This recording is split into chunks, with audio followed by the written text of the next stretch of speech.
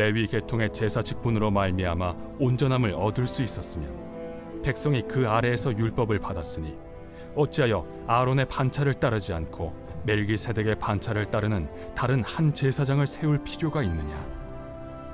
제사 직분이 바꾸어졌은즉 율법도 반드시 바꾸어지리니 이것은 한 사람도 제단 일을 받들지 않는 다른 지파에 속한 자를 가리켜 말한 것이라. 우리 주께서는 유다로부터 나신 것이 분명하도다. 이 지파에는 모세가 제사장들에 관하여 말한 것이 하나도 없고 멜기세덱과 같은 별다른 한 제사장이 일어난 것을 보니 더욱 분명하도다. 그는 육신에 속한 한 계명의 법을 따르지 아니하고 오직 불멸의 생명의 능력을 따라 되었으니 증언하기를 내가 영원히 멜기세덱의 반차를 따르는 제사장이라 하였도다. 전에 있던 계명은 연약하고 무익함으로 패하고 율법은 아무것도 온전하게 못할지라. 이에 더 좋은 소망이 생기니 이것으로 우리가 하나님께 가까이 가느니라. 오늘 히브리서 말씀을 통해서 함께 하나님의 은혜를 나누고자 합니다. 히브리서 말씀을 조금 어렵습니다. 갑자기 레위 제사 직분에 대한 이야기, 멜기세덱 직분의 이야기를 통해서 우리에게 하고 싶은 말이 무엇인가 이해하기 좀 힘든데 뒷부분 가면 이렇게 이야기하죠. 18절 19절 보면 전에 있던 계명은 연약하고 무익함으로 폐하여졌다. 율법은 아무것도 온전하게 하지 못한다라고 이야기를 하고 있습니다. 바울 사도는 이런 이야기에 대해서 조금 더 명확하게 이야기를 해주고 있는 것 같아요. 갈라디아서에서 이렇게 이야기합니다. 우리 함께 읽도록 할까요? 2장 16절의 말씀입니다. 함께 읽겠습니다. 사람이 의롭게 되는 것은 율법의 행위로 말미암음이 아니요 오직 예수 그리스도를 믿음으로 말미암은 줄 알므로 우리도 예수 그리스도를 믿나니 이는 우리가 율법의 행위로서가 아니고 그리스도를 믿음으로써 의롭다함을 얻으려 함이라. 율법의 행위로서는 의롭다함을 얻을 육체가 없느니라. 아멘. 바울 사도는 명확하게 선을 긋습니다. 율법의 행위로서는 의롭다함을 얻을 육체가 없다. 있는 것이 아니라 없다. 사람이 의롭게 되는 것, 하나님 앞에서 의롭게 될 수 있는 것은 율법을 잘 지킴으로써가 아니라는 거죠. 하나님께서 율법을 주셨지만 그 율법은 그것을 잘 지키면 내가 너에게 복을 줄 거야 라는 의도가 아니었다는 것이라고 바울 사도는 이야기합니다. 율법을 지킴으로 하나님 앞에서 복을 받을 수 없다는 거죠. 의롭다함을 얻을 수 없다. 그러니까 율법 앞에서 우리가 율법을 잘 지키면서 하나님 앞에서 잘했다 칭찬받을 수 있는 육체는 없는 거죠. 우리는 어떤 우리의 행함을 통해서 하나님 앞에서 자랑하려고 해서는 안 된다는 겁니다. 그렇기 때문에 오직 예수 그리스도를 믿음으로써만 된다고 바울 사도는 갈라디아서에서 이야기해 줘요. 우리가 이렇게 하나님의 자녀가 되었고 영원하신 하나님 나라의 상급을 받고 하나님과 동행할 수 있는 것은 여러분들이 율법을 잘 지켜서가 아니라는 거죠. 여러분들이 이 자리에 나와서 예배하고 기도하고 헌금도 잘하고 전도도 많이 하고 사랑도 많이 베풀었기 때문이 아니라는 거죠. 여러분 이 자리에 나와서 예배드릴 수 있고 하나님과 동행할 수 있으며 천국의 그 상급을 얻을 수 있는 이유는 무엇이죠? 예수 그리스도를 믿기 때문이죠. 더 전에 예수님께서 우리를 위하여 십자가에서 우리의 죄를 대속해 주셨기 때문이죠. 예수님의 십자가에서 예수님의 그리스도의 십자가가 없다면 우리의 믿음의 대상은 없어지는 거예요. 그렇죠? 우리의 믿음의 대상은 예수님께서 십자가에서 우리의 죄를 대속하셨다는 거예요. 내가 아직 죄인이었을 때 예수님께서 이 땅에 성육신 하셨고 나의 죄를 대신 지셔서 죽으심으로 우리의 모든 죄값이 치러졌어요. 그래서 바울서는 이렇게 이야기하죠. 사람이 의롭게 되는 것은 율법의 행위가 아니라 예수 그리스도를 믿음으로 말미암는다. 무엇을 믿는 것이죠? 예수 그리스도의 십자가를 믿는 믿음으로 말미암는다. 우리를 구원하시기 위해 예수님을 보내주신 하나님의 사랑과 우리의 죄의 문제를 십자가에서 해결하신 예수 그리스도의 은혜를 믿음으로 하나님께서는 그 믿는 우리를 의롭다라고 칭하신다는 거죠. 자, 생각해 보세요. 여러분 예수님을 믿었어요? 예수님은 오늘 믿었어. 아니 어제 믿었어요? 어제 오늘 우리들의 모습이 변한 게 있을까요? 하나 있겠죠. 예수님을 믿었다는 거. 나의 연약한 거 죄를 인정한다는 거. 그러나 삶의 행위에서 내가 엄청나게 선해졌다던가 엄청나게 의로워졌다던가 엄청나게 다른 사람보다 더 윤리적으로 변했을까요? 어제 예수님을 믿었는데 아닐 거예요. 그렇죠? 그저 우리는 예수님이 나를 위해 죽으셨구나. 예수 그리스도의 십자가에서 내 모든 죄값이 해결되었구나 라는 그 믿음 때문에 하나님의 자녀가 되었지, 내가 무언가 혁명적으로 완벽하게 180도 변했기 때문에 하나님의 자녀가 된 것이 아니라는 사실이죠. 하나님께서 우리를 의롭다고 여기신다는 거. 바울 사도는 율법의 행위로 율법을 지킴으로 하나님 앞에 의롭다함을 얻을 사람이 없다라고 단언하고 있죠. 그렇기 때문에 예수님이 오신 거예요. 내가 선해질 수 있었다면, 내가 하나님 앞에서 율법으로 하나님을 만족시킬 수 있었다면, 내가 선을 행함으로 하나님께 잘했다 칭찬받을 수 있었다면 예수님은 오실 필요 없으시죠. 그렇죠? 내가 스스로 나의 능력과 나의 노력으로 하나님 앞에서 나아갈 수 있기 때문이죠. 있는데 예수님이 굳이 그 고난을 당하시려고 이 땅에 오실 필요가 없는 것이잖아요. 그러나 그것은 불가능하다는 것을 아시기에 하나님께서는 율법을 지킴으로가 아니라 우리의 노력으로가 아니라 하나님의 선물로서 이미 이루신 예수 그리스도 안에서 이루어진 그 구원을 믿음으로 우리에게 선물로 주신 것입니다. 로마서에서는 이 사실에 대해서 이것에 하나님의 의로우심이 나타났다고 이야기를 해요. 왜 그런가? 내가 못하는 것을 억지로 하게 만드는 것이 아니라 못함을 아시기 때문에 할 수 있는 구원의 길을, 오직 믿음으로써 구원받는 길을 열어주신 것이 하나님의 의로우심이라고 말씀하고 있어요. 율법은 우리를 온전하게 만들 수 없습니다. 그렇다면 우리는 거기서 의문이 생기죠. 왜 하나님께서는 율법을 주셨을까요? 왜 시내산에서 우리에게 율법을 주셨을까요? 하나님의 백성에게 복을 주기 위해 율법을 주신 것이 아니라면 왜 율법을 주신 것일까요? 바울 사도는 이렇게 이야기하죠. 갈라디아서 3장 20절의 말씀이에요. 율법이 하나님의 약속과 반대되는 것이냐? 결코 그럴 수 없느니라. 만일 능히 살게 하는 율법을 주셨더라면 의가 반드시 율법으로 말미암았으리라 라고 말씀합니다. 만일 능히 살게 하는 율법을 주셨더라면 의가 반드시 율법으로 말미암았으리라. 율법은 우리를 살게 할 수 있다는 거예요? 없다는 거예요? 없다는 거죠. 하나님은 율법을 주실 때 구원을 위해서 율법을 주신 적이 없다는 거죠. 우리를 살게 하는 율법을 주신 것이 없다는 거예요. 그런데 그 율법이 하는 약속과 반대되는 것이 아니래요. 율법은 우리를 죽이기 위해 주신 것이 아니라, 우리를 정죄하기 위해 주신 것이 아니라 우리가 하나님의 은혜의 약속이 필요하다는 것을 깨닫게 하시기 위해 주신 거라는 거죠. 잘 이해하셔야 됩니다. 하나님께서 먼저 아브라함을 선택하셨어요. 아브라함을 선택하시고 그에게 율법을 주셨나요? 아니죠. 아브라함에게 십계명을 주신 적이 없으셔요. 어떻게 하셨어요? 내가 너에게 복을 주겠다. 그리고 하나님께서는 아브라함 그것을 믿었고 그 믿음이 하나님 앞에서 의로움이 되었다라고 이야기해요. 하나님께서는 아브라함의 믿음을 의로 정하셨다라고 해요. 아브라함은 무엇을 믿었나요? 하나님께서 그 약속을 반드시 이루실 것이라는 것을 믿었죠. 하나님께서 하신 약속을 반드시 이루실 것을 믿었기에 하나님은 그것을 의로 여기셨대요. 그 믿음으로 말미암아 아브라함은 하나님의 백성이 되었고 그의 자손은 그 믿음 안에서 하나님의 복을 누리게 되었어요. 그리고 나서 400년이 흐른 후에 400년이라는 시간을 흐른 후에 아브라함의 자손에게 무엇을 주셨죠? 율법을 주셨어요.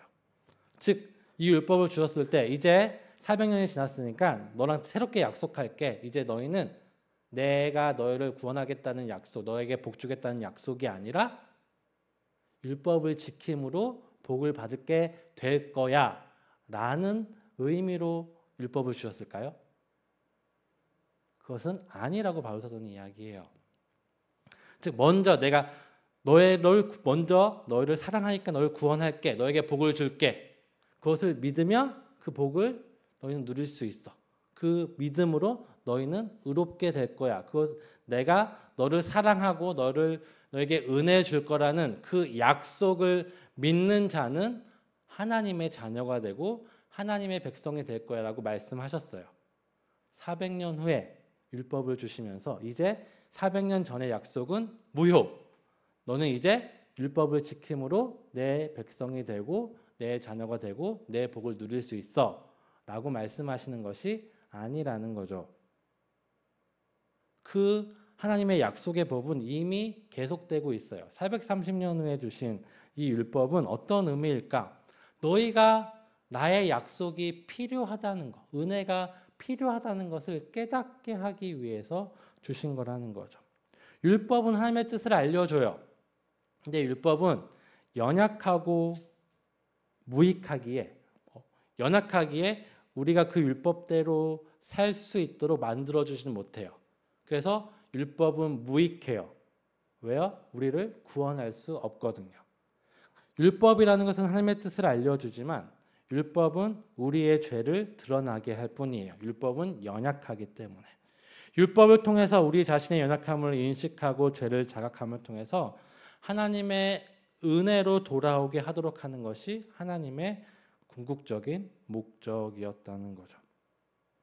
이는 제사제도에서도 잘 나타나요. 오늘 말씀에서 보여주는 것은 제사제도를 통해서 율법의 그 한계를 우리에게 보여주고 있어요. 레위 계열의 제사장이 집례하는 제사는 우리가 율법을 지키지 못했음에도 불구하고 하나님께 나아갈 수 있다는 그 사실을 보여줘요. 나아갈 수 있는 길이 있다는 사실을 보여주죠. 내가 죄를 지었음에도 불구하고 하나님의 백성으로서 하나님 앞에 나아갈 수 있는 길이 있음을 보여주죠. 하지만 그 제사는 온전하지 못해요. 그래서 매년 매일 반복적으로 속죄의 제사를 드렸어야 돼요. 이 속죄의 제사를 드림으로 사람은 자신의 죄의 결과를 인식하죠. 속죄 제물을 죽임으로 내가 이 제물과 같이 죽어야 되는 존재구나. 내가 이 죄를 지음으로 말미암아 하나님 앞에서 죽을 수밖에 없는 존재구나. 그런데 내가 회개하고 하나님의 그 의로우심을 믿음으로 하나님의 은혜를 바라보게 한다면 하나님께서 나를 구원하시는구나를 깨닫게 되는 시간들이죠.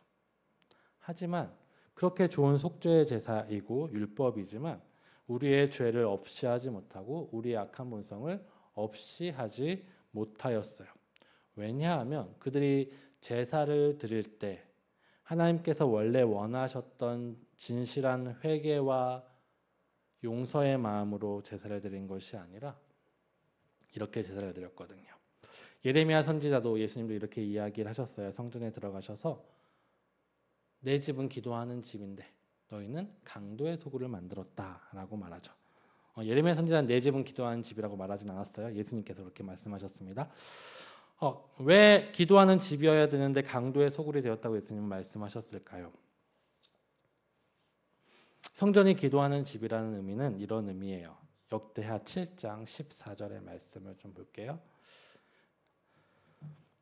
내 이름으로 일컫는 내 백성이 그 악한 길에서 떠나 스스로 낮추고 기도하여 내 얼굴을 찾으면 내가 하늘에서 듣고 그들의 죄를 사하고 그들의 땅을 고칠지니라. 나의 백성이 악한 길에 있다가 자신의 죄를 인식하고 율법으로 말미암아 자신의 죄를 인식하고 하나님께 나아가서 스스로 낮추고 기도하며 회개하고 용서를 구하면 내 얼굴을 찾으면 내가 저 하늘 끝에서라도 듣고 그들의 죄를 용서해 주겠다라고 말씀하시죠.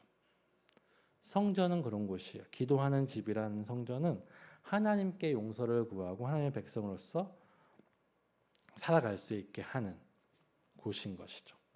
어떤 죄를 지었다 하더라도 성전에서 회개하고 기도하면 하나님께서는 들으시고 용서하실 거예요.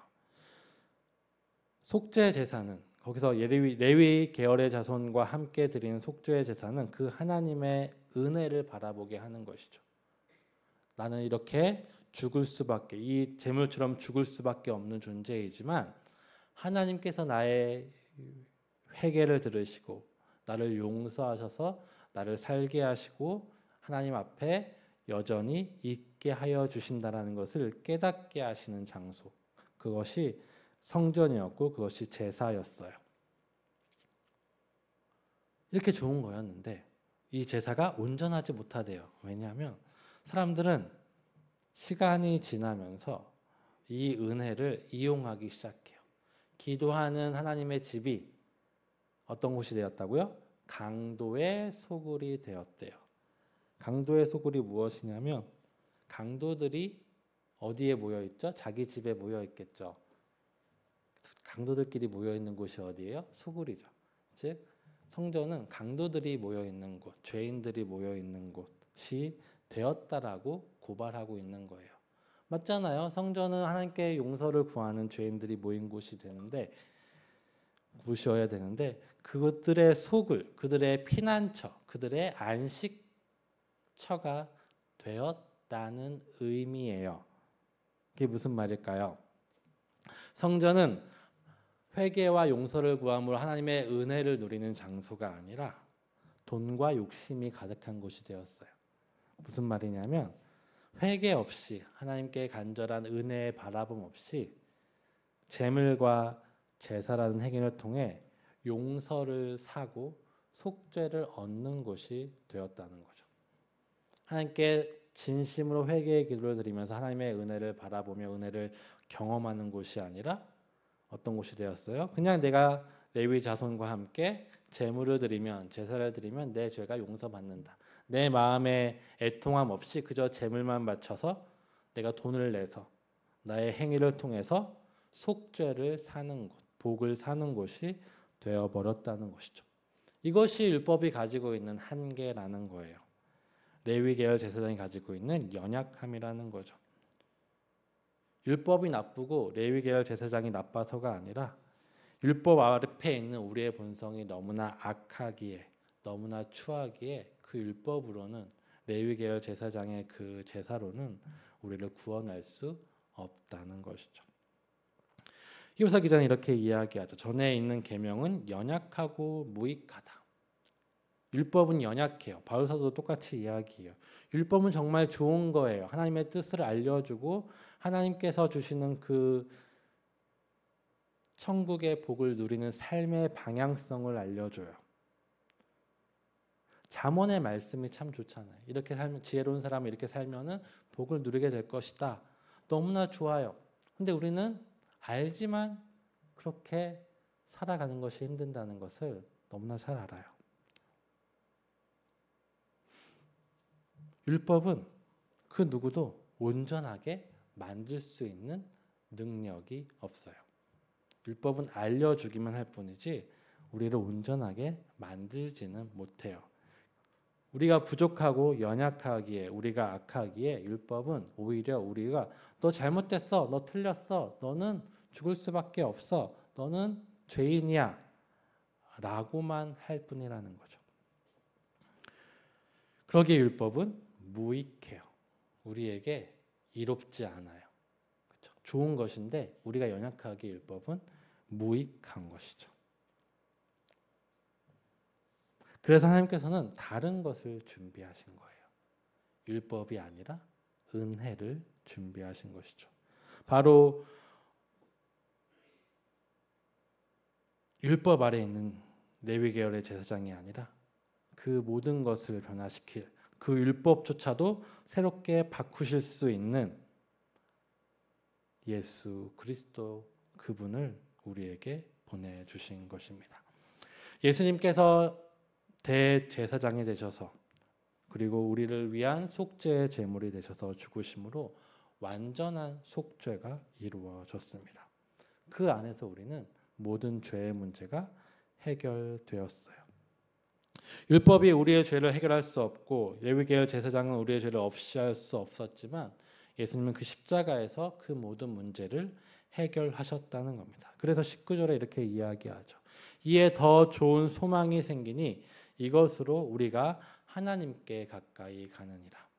율법을 잘 지킴으로써가 아니라 예수 그리스도의 은혜로 말미암아 우리가 하나님 앞에 나아갈 수 있는 것이라는 겁니다. 그것이 우리에게 주신 하나님의 은혜이고 하나님의 방법이죠.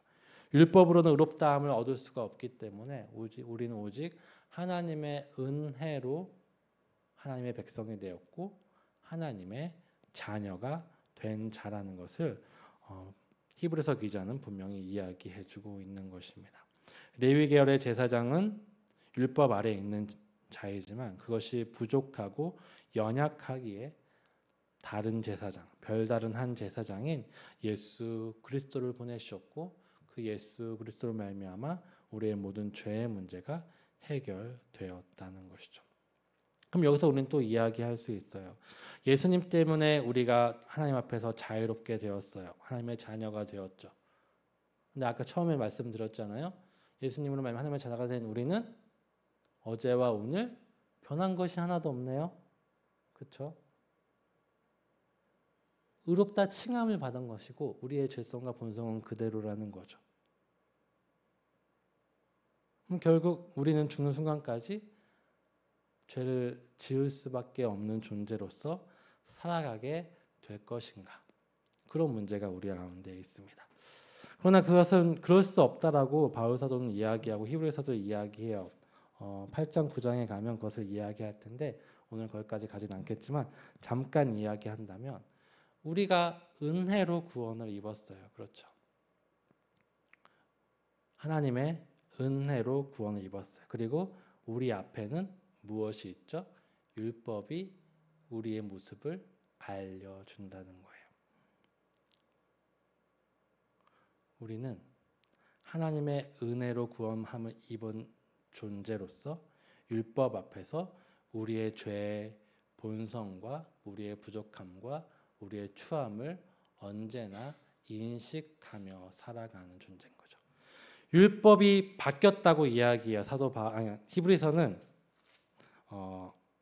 12절에 제사의 직분이 바꿔서 율법이 반드시 바꾸어지리니라고 이야기해요. 율법이 없어졌다, 율법이 폐하여졌다, 아예 율법이 우리 가운데 없어졌다라는 의미가 아니라 율법의 역할이 바뀌었다라고 이해하시는 것이 조금 더 좋을 것 같아요. 바울 사도는 그렇게 이야기하고 있거든요.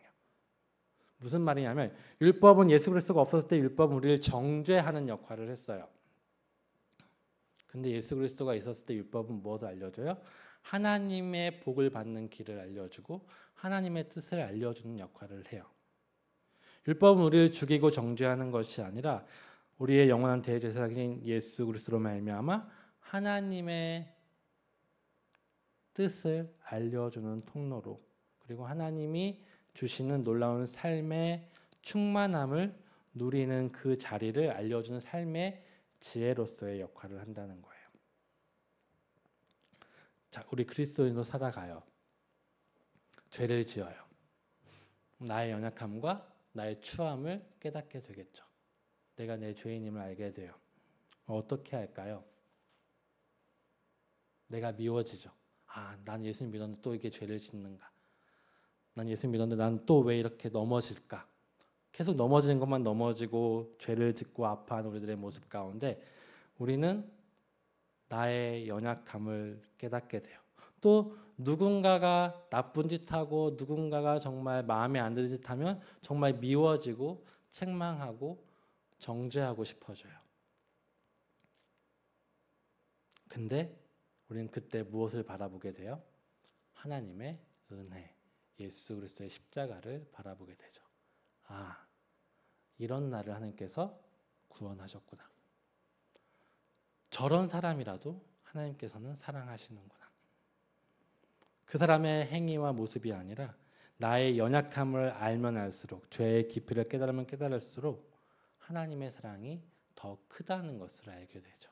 그것이 율법의 모습일 거예요. 또 한 가지는 무엇일까요? 내가 이제 하나님의 백성으로 살아가는 가운데 어떻게 살아가야 되지? 어떻게 사는 것이 내가 바르게 사는 길이지 라고 알 수 없을 때 율법은 그 길을 보여준다는 거죠. 보여준다고 우리는 살 수는 없잖아요. 살아갈 수 없잖아요. 그랬을 때 하나님께서 또 은혜로 우리에게 주신 것이 있어요. 무엇일까요? 성령이십니다. 성령을 우리에게 보내주셨어요. 우리의 죄를 다 해결하시고 우리가 이제 죄 없다 이야기하시고 이제 너희는 마음대로 살아봐 하셨어요. 근데 마음대로 살았을 때 우리는 맨날 죄를 지을 수밖에 없는 존재잖아요. 예수님 믿기 전에도 죄를 지었는데 예수님 믿음 후에도 똑같은 존재예요. 똑같이 죄를 지을 수밖에 없어요. 그럼 우리는 어떻게 해요? 맨날 죄 짓고 회개하고 죄 짓고 회개하고 죄 짓고 회개하고 그런 삶밖에 살 수 없었을 테지만 그런 우리에게 또 은혜로 당신의 영을 부어주셔서 그 영 안에서 그의 영의 능력으로 하나님의 그 은혜를 누리면서 살아갈 수 있게 해주셨죠. 율법이 못하는 것을 하나님께서는 행하신 것이에요. 약속하신 대제사장 예수 그리스도로 말미암아 또 예수님으로 말미암아 우리에게 주어진 성령으로 말미암아 우리가 더 좋은 소망으로 하나님께 가까이 나아갈 수 있는 것입니다. 성령에 대한 이야기는 후에 또 히브리서 기자가 이야기해 줄 거예요. 그때 자세하게 나누도록 하겠습니다. 오늘의 말씀을 정리하도록 할게요. 율법으로는 하나님 앞에서 의롭다함을 얻을 사람이 없습니다. 여러분의 어떤 행위도 하나님 앞에서 자랑할 것이 못 돼요. 여러분의 여러분됨은 나의 나됨은 오직 예수 그리스도께서 대제사장이 되셨기 때문에 예수 그리스도께서 우리를 위해 십자가에서 죽으셨기 때문이라는 것이죠. 그 사실 하나가 우리를 살리고 우리에게 생명이 되는 것입니다. 그것만 붙잡으신 여러분 되었으면 좋겠습니다. 예수님의 은혜가 그 십자가에서 나타난 하나님의 은혜가 우리 가운데 있다는 그 사실을 붙잡고 살아가시는 여러분 되었으면 좋겠습니다. 마지막으로 이 얘기만 하고 끝내도록 할게요. 왜 이 얘기가 계속 반복되느냐? 이 얘기가 왜 알고 있는데 왜 계속 설교 시간에 듣는지 모르겠다 하실 분도 있을 거예요. 너무 중요하다는 건 알겠지만 왜 예수님의 그 십자가만 계속 이야기하는가? 계속 이야기해요. 히브리서 기자는 그것만 계속 이야기. 율법이 아니라 오직 은혜다. 예수님의 그 십자가다. 대제사장 되신 예수님의 그 은혜 사랑이다. 라는 것을 계속 이야기해. 그것이 우리 삶에 어떤 관계가 있느냐? 우리 삶과 지금 오늘을 살아가는 고난과 아픔 가운데 힘듦 가운데 어려움 가운데 기쁨 가운데 행복 가운데 즐거움 가운데 살아가는 우리의 삶의 일상과 이 신앙이 어떤 관계가 있느냐라고 물어볼 수도 있어요. 근데 오늘인가 어젠가 제가 책을 읽으면서 하나님께서 이 말씀을 주신 것 같습니다. 내 삶이 힘들고 어려운데 고난 가운데 있는데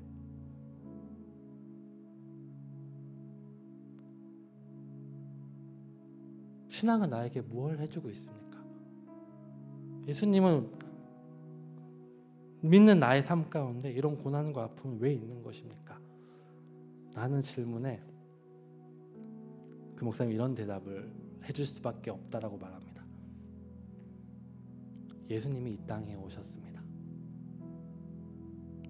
하나님의 사랑이 거기에 분명히 나타나 있습니다. 성경이 계속 이것을 반복하고 예배 시간 가운데 이것이 가장 중요하다고 이야기하는 이유, 그것이 우리 삶과 어떤 관계가 있냐라고 말하는 질문 가운데 여러분의 삶은 하나님께서 책임지고 계셔요. 여러분의 삶은 하나님의 것이에요. 여러분의 행위와 상관없이. 그리고 그것은 예수님이 이 땅에 오심으로 십자가에 죽으심으로 확증되었어요. 그 어떤 것도 그 사실을 바꿀 수 없는 거예요. 우리가 계속 십자가를 바라봐야 되는 이유, 대제사장이신 예수 그리스도의 그 은혜를 바라봐야 되는 이유는 이것입니다. 하나님이 내 삶을 책임져 주고 계실까? 하나님은 내 삶과 함께하고 계시는 것일까? 하나님은 안 계시는 건 아닐까? 라고 할 정도의 우리의 삶의 모습이 그 한자리에 있다면 우리가 바라봐야 할 것은 이 십자가밖에 없다는 거죠. 이 십자가에서 분명히 나타난 하나님의 사랑을 의지할 때, 하나님의 사랑을 바라볼 때 분명히 우리의 삶을 이끄시고 우리의 삶을 바꾸고 계시며 우리의 삶을 새롭게 하시는 하나님의 은혜를 경험하게 될 것이기 때문입니다. 우리 함께 찬양하고 기도합시다.